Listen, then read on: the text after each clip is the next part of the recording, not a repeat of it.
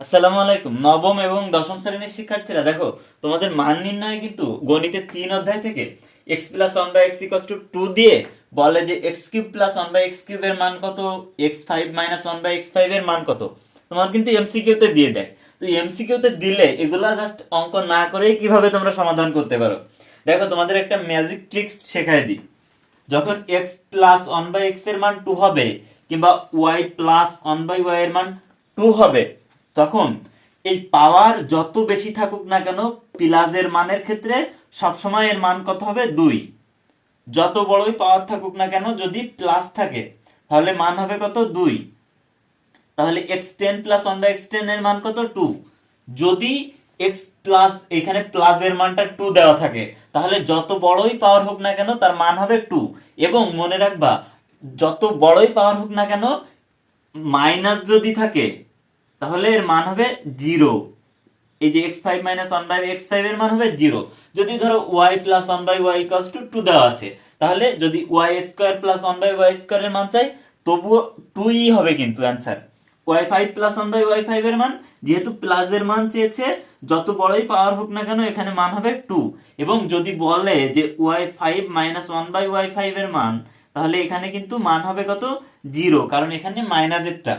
যখন এটা কখন হবে, যখন y plus one by y এর মান 2 দেওয়া থাকবে, 2, কিংবা x plus one by x এর মান 2, a plus one by a এর মান 2, তখনই কিন্তু এই নিয়মটা খাটবে, অন্যথায় কিন্তু খাটবে না।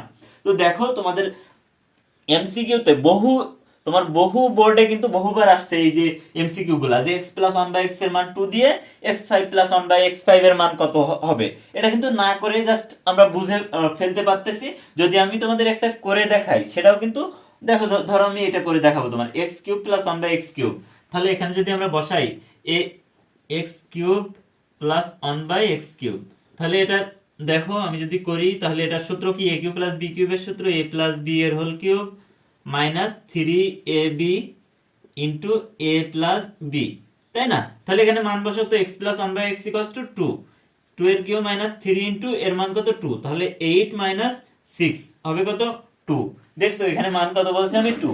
তাহলে যত বড়ই পাওয়ার হোক না কেন, যদি এই x plus one by x এর মান 2 দেওয়া থাকে, তাহলে এখানে যত বড়ই পাওয়ার হোক না কেন, প্লাসের সময় হবে 2 এবং মাইনাসের সময় হবে 0। যদি আমি মাইনাসেরটা তোমাদের দেখাই, তাহলে x cube minus one by x cube, এটা সূত্র যদি আমি বসাই, তাহলে x minus one by x এর, সরি, এই যে এগুলো তোমার হচ্ছে করে বের করলে তুমি আসলে বুঝতে পারবে যে মাইনাসের সময় কি হবে, 0, আর প্লাসের সময় হবে 2। আরো যদি তোমার বের করি, তবুও তুমি কিন্তু সেম জিনিসই পাবা। যদি y5 plus one by y5 এরটা বের করি, ধরো আমি এটা বের করলাম না, এটা আমার বের করতে পারবো, তবে একটু সময় লাগবে, এই কারণে বের করলাম না, তবে হবে 0। ওকে, তো ধরো আমি তোমাদের আরেকটা দেখাই, যে x5 plus one by y5 plus one by y5, এটা যদি মান আমরা বের করি, তাহলে y square plus one by y whole square, y cube plus one by y cube minus y plus one by Y.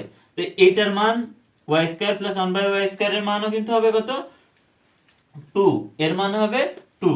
তাহলে এখানে দেখো কি আসতেছে, 2 গুণ 2 মাইনাস, এই দেখো y প্লাস 1 বাই এর মান হবে 2, আছে তো এখানে 2, এই 2।